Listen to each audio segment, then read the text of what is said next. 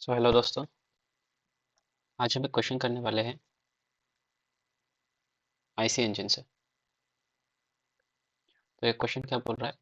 एक four stroke four cylinder diesel engine है जो 300 आरपीएम पे रन कर रहा है और 250 किलोवाट का ब्रेक पावर प्रोड्यूस कर रहा है। The cylinder dimensions are 30 centimetre in bore, मतलब डायमीटर है उसका 30 सेंटीमीटर और 25 सेंटीमीटर है उसका स्ट्रोक लेंथ। सो यहाँ पर फ्यूल कंजम्पशन रेट है 1 kg पर मीटर और एयर फ्यूल मिक्सचर का रेशियो है 10:1 and the average indicated mean effective pressure is 0.8 megapascal. Determine indicated power, mechanical efficiency, brake thermal efficiency of engine. The calorific value of fuel is 43 megajoule per kg and the ambient conditions are given. So let us write the given data. So the speed is 300 rpm, means revolutions per minute.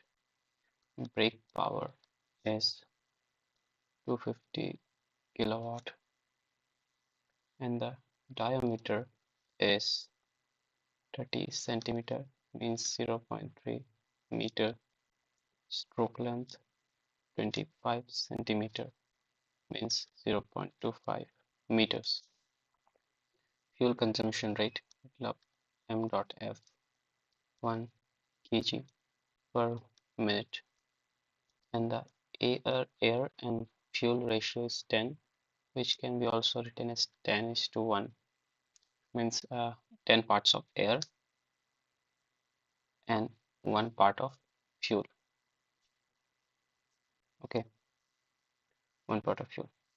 The mean effective pressure is 0.8 megapascal, or you can write as 0.8 into 10 to the power 6 pascal. So now we have to calculate the mechanical efficiency in indicated power and all. So we have the formula for indicated power for IC engine.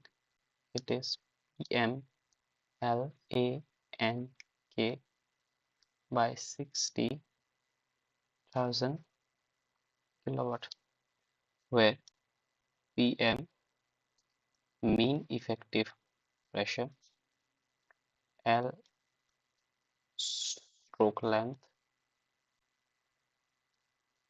A cross-sectional area of the piston cylinder,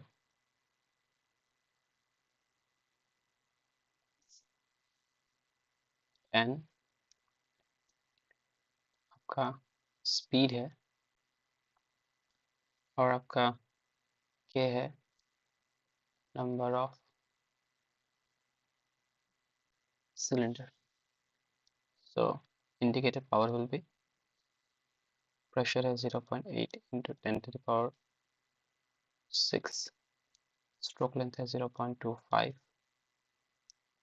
N हमको ए नहीं पता, N पता है, speed है 300 RPM, then आपका cylinder है, number of cylinder है 4 according to question.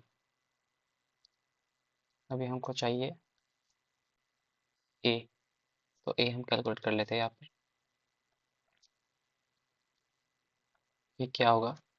ये पिस्टन सिलेंडर कुछ ऐसा रहता है. एक सिलेंडर है जिसका आपको क्रॉस सेक्शन एरिया चाहिए. तो क्रॉस सेक्शन एरिया क्या होता है इसका? ये सर्कुलर एरिया ही इसका क्रॉस सेक्शन एरिया होगा. तो ये होगा π/4 d स्क्वायर. तो ये कैलकुलेट करने से क्या आएगा? π/4 इंटू हमारा बोर डायमीटर है 0.3 मीटर, और हम इसको कैलकुलेट कर लेते हैं अभी.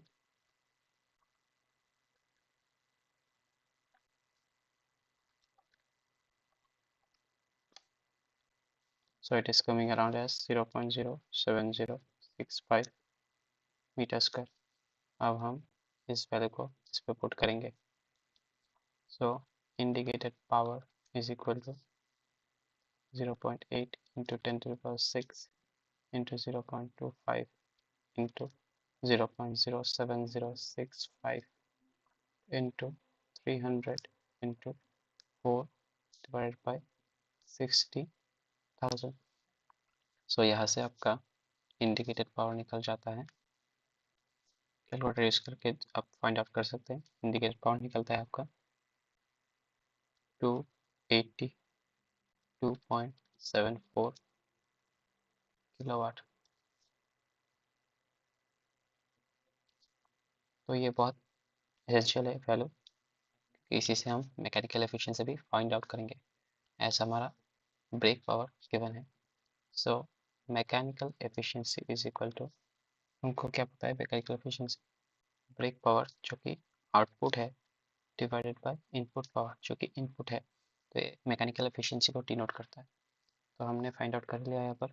ब्रेक पावर हमारा ऑलरेडी गिवन है 250 और आपका इनपुट पावर है 282.74। यहाँ पर तो आपका किलोवाट था, यहाँ पर भी आपका किलोवाट था, किलोवाट किलोवाट कैंसर, और यहाँ से आपका निकलेगा 0.884, और जिसको हम लिख सकते हैं 88.4 परसेंटाइल है इसका मैकेनिकल एफिशिएंसी। फिर हमको फाइंड आउट करना है ब्रेक थर्मल एफिशिएंसी। तो ब्रेक थर्मल एफिशिएंसी का फॉर्मूला क्या है? तो इसमें कुछ अलग कुछ चीज़ है नहीं यहाँ पर। आपका एफिशिएंसी ब्रेक का थर्मल एफिशिएंसी चाहिए, मतलब आउटपुट पावर का थर्मल एफिशिएंसी। इसका मतलब आप इनपुट पावर तो थर्मल एनर्जी पे ही दे रहे हैं ना। तो इनपुट पावर क्या है आपका? Mass of fuel into calorific value, जो कि आपका फ्यूल बर्न हो रहा है वही तो आपका थर्मल पावर है। और थर्मल पावर से आपको कितना ब्रेक पावर मिल रहा है, वही है ब्रेक थर्मल एफिशिएंसी। तो ब्रेक पावर हमारा ऑलरेडी गिवन है। ब्रेक पावर आपका 250 किलोवाट्स है। तो इसमें हम वाट में ही रखेंगे। मास ऑफ फ्यूल क्या होता है आपका 1 kg पर मिनट था, इसको हम सेकेंड कर लेंगे, इनटू आपका कैलोरीफिक वैल्यू था हमारा 43 मेगा जूल्स, और यह हो गया आपका मेगा जूल्स मतलब 10⁻⁶। और यहाँ पर आपका अगर यहाँ पर आप काटेंगे यहाँ से, तो यहाँ पर आपका 10⁻³ रहेगा। देन आपका यहाँ पर फाइनली एफिशिएंसी निकल जाएगा, ब्रेक थर्मल एफिशिएंसी 0.3488, और we can write as 34.88 percentile, and this is the solution. Thank you for watching.